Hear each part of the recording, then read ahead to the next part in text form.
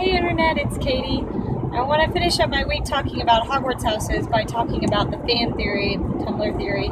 You've probably read it, that goes something along the lines of that you have to ask to be in Gryffindor. And the original post says about how Hermione, the Sorting Hat, wanted to put her in Ravenclaw, and obviously Harry, the Sorting Hat, talked about putting him in Slytherin, and Ron represents Hufflepuff, and then the only way to be in Gryffindor is to ask to be in Gryffindor.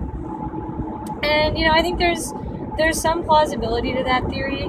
The Sorting Hat obviously takes into account preference, and I think in any situation, if you're asking to be in a house, that says a lot about what's important to you. If you really, really are asking to be in Ravenclaw, it's because, like me, you think that being intelligent and being a studious person is a worthwhile trait to have.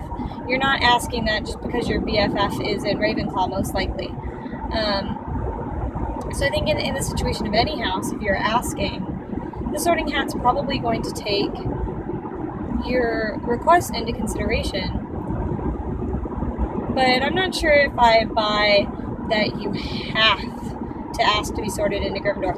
Again, there is some validity there. There's something to be said about, to really be brave, you have to want to be brave, right? There's something to be said about asking to be in Gryffindor might in itself be an act of braveness.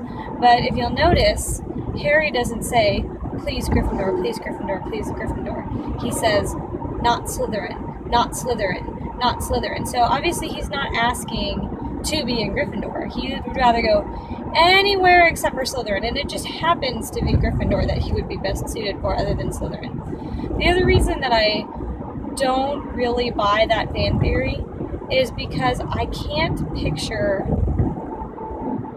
Muggleborns asking to be sorted into a particular house.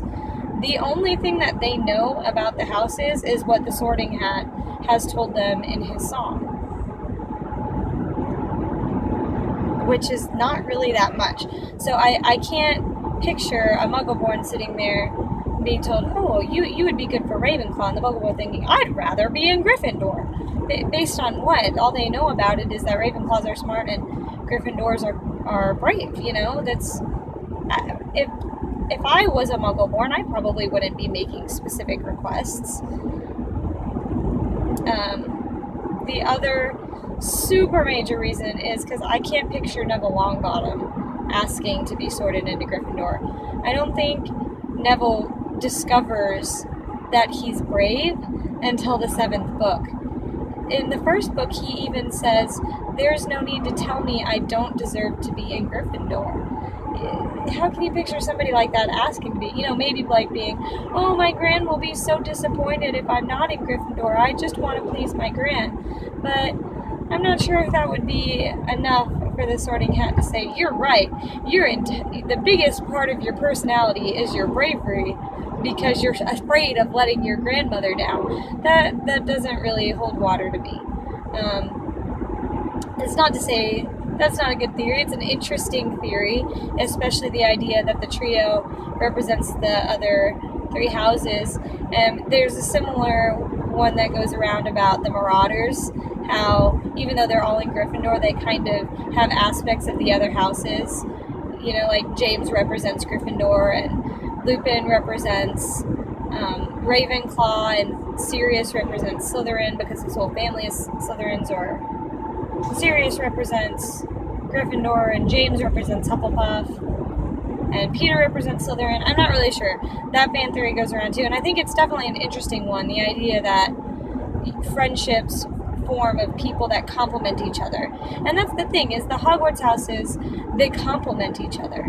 They're all one family with all different strengths, which is really something beautiful and something very, very cool.